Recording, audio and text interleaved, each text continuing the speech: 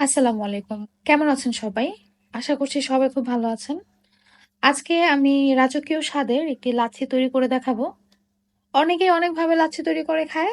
তবে এইভাবে একবার লাচ্ছি তৈরি করে খেলে আমার মনে হয় না দ্বিতীয়বার আপনারা অন্য কোনো লাচ্ছি খেতে চাইবেন। এটা এতটাই সুস্বাদু। আপনারা এটাকে শাহী লাচ্ছিও বলতে পারেন। এটা তৈরি করা খুব বেশি কঠিন না। খুবই সহজেই এবং খুবই অল্প সময়ে এটা তৈরি করা যায়।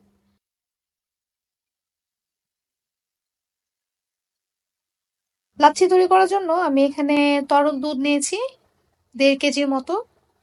দুধটাকে ঘন করে আমি হাফ করে নেব, অর্থাৎ ৬ কাপ দুধকে আমি ৩ কাপে পরিণত করব। লাচ্ছিটি যেহেতু আমি মিষ্টি দই দিয়ে তৈরি করব, তাই আমি মিষ্টির পরিমাণ এখানে একটু কম দেব।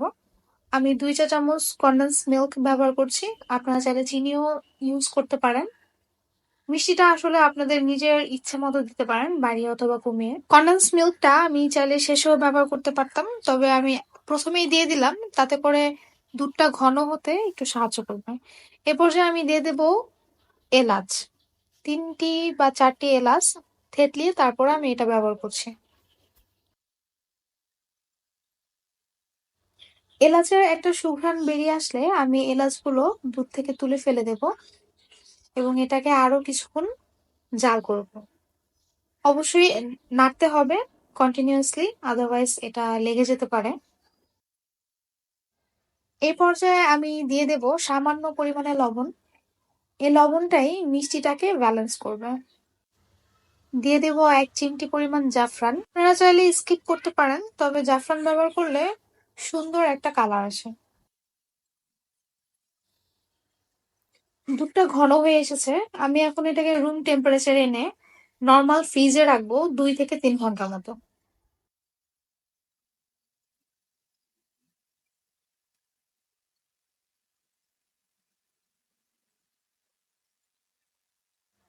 একটি মিক্সিং বলে আমি ১ কাপের একটু বেশি মিষ্টি দই নিয়ে নিচ্ছি এবং একটা হ্যান্ড বিটার দিয়ে আমি এটাকে মিক্স করব খুব ভালোভাবে, যাতে কোনো দানা দানা ভাব না থাকে। এটাকে একটু সময় নিয়ে মিক্স করতে হবে।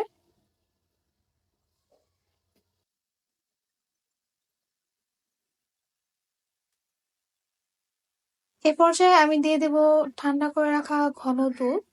আমি এখানে হাফ কাপ দুধ ব্যবহার করব, অর্থাৎ ১ কাপ দইয়ের জন্য আমি হাফ কাপ দুধ ব্যবহার করব। এটাকে খুব ভালো করে মিক্স করতে হবে, কন্টিনিউয়াসলি এভাবে কিছু সময় নিয়ে এটাকে মিক্স করতে হবে। এ পর্যায়ে দিয়ে দেব কিছু বরফ কুচি, দিয়ে আবার আমি এটাকে মিক্স করব। এ পর্যায়ে আমরা চাইলে এই লাচ্ছিটাকে ব্লেন্ডারে ব্লেন্ড করে নিতে পারি, তবে সেক্ষেত্রে লাচ্ছির পরিমাণ দ্বিগুণ হয়ে যাবে। এটার ঘনত্ব কমে একটু পাতলা হয়ে আসবে। সেটা খেতে আবার আরেক রকম মজা, আপনারা সেটাও করতে পারেন। তবে আমি আজকে আর ব্লেন্ডার করলাম না, কারণ আমি চাই এটা একটু ঘনই থাকুক, তাহলে যে রাজকীয় একটা ভাব সেটা চলে আসবে। কিছু কাঠবাদাম এবং পেস্তো বাদাম দিয়ে আমি এটা সুন্দর করে ডেকোরেট করে নিচ্ছি। জীবনে একবার হলেও এই লাচ্ছিটি তৈরি করে খাবেন। এটা না খেলে কিন্তু অনেক বড় মিস করে ফেলবেন। আশা করছি আমার আজকের এই রেসিপিটি আপনাদের খুব ভালো লেগেছে। ভালো লাগলে অবশ্যই কমেন্ট করে জানাবেন এবং আমার চ্যানেল সাবস্ক্রাইব করে আমার পাশে থাকবেন।